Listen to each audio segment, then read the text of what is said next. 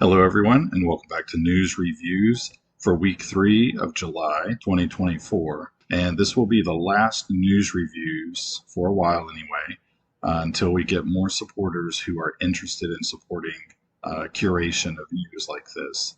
But I at least wanted to do this last news review to cover the Trump assassination, the scripted Secret Service resignation, which I predicted would happen in a few days, and then it did, and then the Joe Biden dropout, which was expected, and a few other topics. And I also want to show you why I believe that Trump can't be trusted.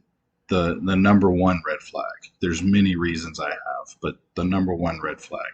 And I mean, you can't trust Joe Biden. You can't trust Hillary Clinton. You can't trust Obama. And so I'm not saying anything specific against Trump. It's just my point is I don't feel like you can trust any of them. I'm going to skip the MSNBC review and the Fox News review because they really didn't have any news that wasn't already on the Gateway Pundit. But just remember, in my opinion, you can't trust any of them. There's red flags about the Gateway Pundit, Jim and Joe Hoft. So let's dig in.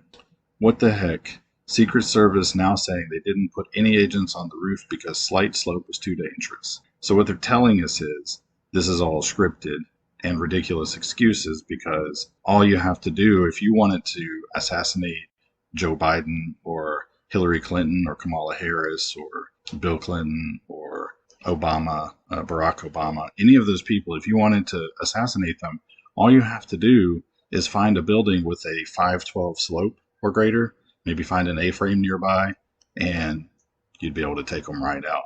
Or as we'll see, one of their later excuses was it was too hot. So he left his post because it was too hot. Everyone with half a brain knows that this is ridiculous nonsense. Anyone worth their salt is insulting, honestly, to the military, men and women who are actually good at what they do. This is so insulting, such a slap in the face that they would leave their posts for such trivial, nonsensical reasons. So that's how you know this part's all scripted. It's all distractions and fog of war. The company building where Trump's shooter sniped from was sold 4 months ago. And surprise, surprise, BlackRock is a partial owner in that building. Of course, they can just say plausible deniability. We didn't realize we owned that because we owned so much.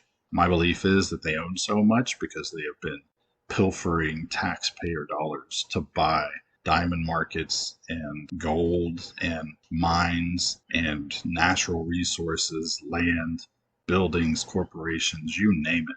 They buy it. But where did all their money come from? Just in.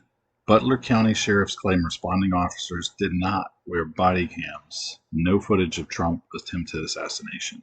Does anyone really believe that? Oh, Joe, Barack Obama doubts Joe Biden's viability, tells top Democrat allies Biden's path to victory has greatly diminished. Could it be that it's all scripted? Trump assassination attempt. Federal snipers overlooked rooftop sniper from 40 feet away. They could have just walked over to stop him. How many people believe that they didn't see him, or that they didn't secure that roof properly? I've moved full on to the political violence level. Far left streamer Destiny promotes killing Trump supporters to huge audience. Two-tier justice system, no accountability. They condemn us for violence we didn't even commit or call for, and yet they can do it with impunity. Jupiter, Florida man arrested Friday after making deadly threats against President Trump, J.D. Vance, and their daughters. How much do you want to bet that he gets 33 months in jail? And what does that mean? If he does get 33, then you know that that's the Freemason number, and that is a signal that this is all scripted. Another leak. Biden fumes in isolation at Delaware Beach House, believes puppet master Obama and Pelosi are behind coordinated leaks to drive him out of 2024 race. I believe he probably has no clue what's even going on right now. It is elderly abuse. And who is really planning and scripting this whole thing? So I don't really think Biden is angry about this. I think they'll just offer him some ice cream and walk him out of the White House, and he'll never know what happened. What the hell did I ever do to democracy? Last week, I took a bullet for democracy. President Trump at packed Grand Rapids rally. So this is my big problem. This is the biggest red flag that I get from Trump, and that is that he still says democracy. So if he was a president Don't you think he would understand the history of the country? And he would know it's not a democracy, it's a constitutional republic. And so if you're still spouting off democracy, democracy, you're either in on the agenda or you're playing along with the agenda. And maybe he's just playing along. But the third option would be some people would say he's just pandering to the commoners who aren't educated. But then he should use his platform and this opportunity to educate people rather than allowing the false narrative to stand. CNN's lead fact checker gets his own embarrassing fact check from Green Beret veteran Representative Michael Waltz. How about just Google and get the facts? Still, though, can we really trust Google? Breaking! Joe Biden drops out of presidential race. This was expected. Despite the fog of war and all of them saying he's definitely running, he's definitely not dropping out, we're all behind him, this should really have been expected. You can't make this up. MSNBC's Micah Brzezinski claims mispronouncing Kamala Harris's name as a right-wing hate campaign. I'll save you the painful time to go through her article, but I think it's her name is Kamala, and I think I've even always said Kamala. But who cares? We don't care what her name is. She's just a fake little puppet up there. And so I don't even know how to pronounce this lady's name. Micah Brzezinski. Like, who cares about these people's names? None of these people matter. They're not important. So it's not a hate campaign. It's just a you don't matter campaign. That's all. I read this article earlier. Shocker. One officer was assigned to roof a Trump rally, but abandoned post for this reason. And I'll save you the time. He abandoned it because it was too hot. So if someone wanted to assassinate a president, they just have to wait for an unusually hot day. That's ridiculous.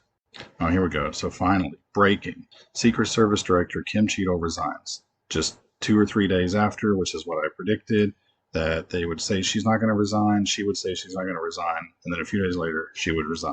And here's the proof. She resigned. It's all scripted, folks. Top security chiefs snub Congress, Secret Service, FBI, and Homeland Security heads reportedly refused to testify on day 2 of Trump assassination inquiry. No accountability. Two-tier justice system. They are lawless. Developing. Justice Department discovers her transcripts it previously claimed did not have of Joe Biden's conversation with his ghostwriter. Because there's no accountability. There's no enforcement of law.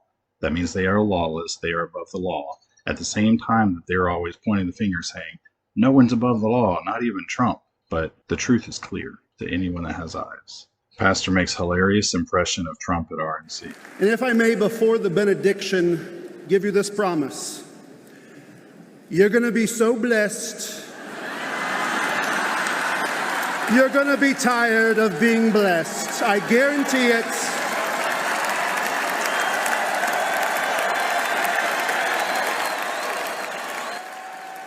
Democrat Representative Maxwell Frost says calling Kamala Harris a DEI hire like using the N-word. But she is like a DEI hire. That's the agenda here. And anyone who thinks saying something like that is true is like using the N-word needs help. A threat. Secret Service tells Trump campaign to stop holding massive outdoor rallies following assassination attempt. So this is all part of that agenda of going virtual. So no more outdoor things. Now they have to be indoors. Then they might have to be virtual one day. And virtual can be faked. AI can fake that anywhere. So there could actually be, just follow me here, in a crazy dystopian future, there could be a point where you're looking at everything through a virtual lens online on a device, and you're being shown how all these billions of people are vacationing and having fun. That could all be fake. You may be the last one left watching it on the screen. You'd never know. Matt Gaetz pushes Federal Bureau of Prisons director about refusal to let him interview political prisoner. Peter Navarro presses for answers to interview Steve Bannon. They are not held accountable, and there's no enforcement of rules and laws, so they make up the rules as they go.